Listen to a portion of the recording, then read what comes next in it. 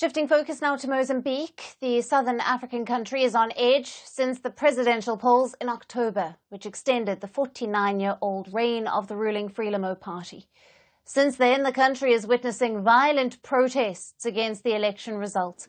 But in the latest, Mozambique's government has banned any more protests in the country, calling it as acts of terrorism.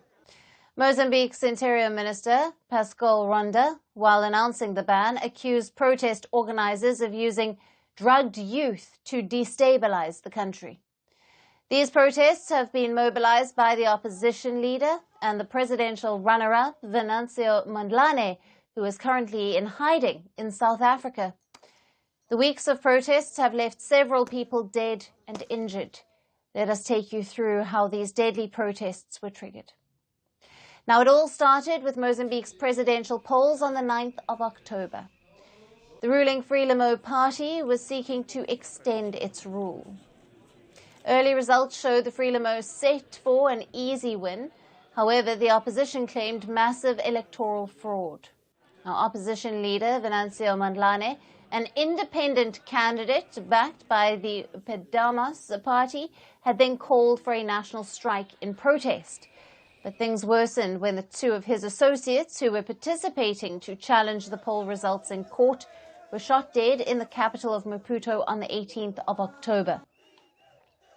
Now, these killings sparked violent protests in which police fired tear gas canisters. Mondlane and his aides were also victims of the crackdown. He then announced on social media that he was fleeing the country, fearing for his life, and later revealed that he had fled to neighbouring South Africa. On the 24th of October, the electoral body declared the Frelimo party's candidate, Daniel Chapo, as the winner with over 70% of the votes. But Mondlane, who came second with 20% of the votes, declared himself as the clear winner. He has since been mobilising protests through social media, where he has a huge following. Last week, Mozambique saw the biggest protest since the unrest began, with soldiers being deployed to help keep order. Police fired tear gas and rubber bullets to disperse thousands of protesters who lit fires and barricaded roads in Maputo. Now, according to Human Rights Watch, at least 18 people have been killed in the violence. Some rights groups have put the death toll at more than 30. The unrest has also caused tensions with neighbouring South Africa, which temporarily shut its main border with Mozambique over the violence. Now, Mozambique has also witnessed internet cuts and social media shutdowns as the protests spread, which have impacted businesses and everyday operations. But Mozambicans have continued their rallies.